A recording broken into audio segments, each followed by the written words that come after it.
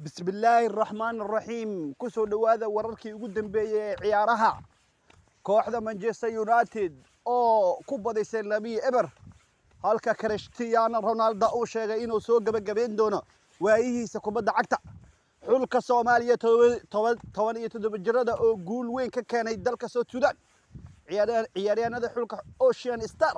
ayaa 3-1 uga adkaaday wadanka Sudan Soomaaliya tan maxay uga dhigan tahay taariikhda Soomaaliya ee ka soo hoysa kubadda cagta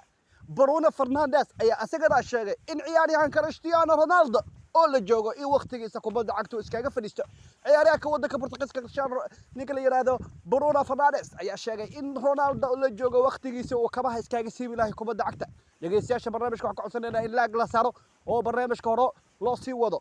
kooxda Manchester United oo 2-0 ku badisay iyadoo la sheegay in tababaraha kooxda Manchester uu iska indhatray kubad sameeya Cristiano Ronaldo waxaana aaminsan yahay in Cristiano Ronaldo uu la joogo waayihii ugu dambeeyay ee kubadda cagta ciyaaryahanka isku wadanka yihiin ee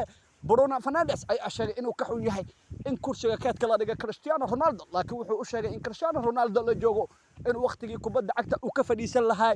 la joogo kooxda Manchester United ayaa 2-0 ku xaaqtay kooxda dhigeeda ee Tottenham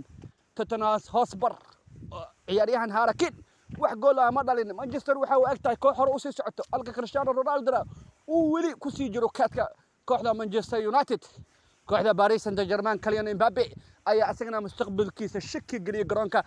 The Parc France wuxuu Kylian Mbappé sheegay inuu sii joogi doonin markuu arkay ninka la yiraahdo Benzema oo qaadanaya abaalmarintii ugu dambeysay Ballon d'Or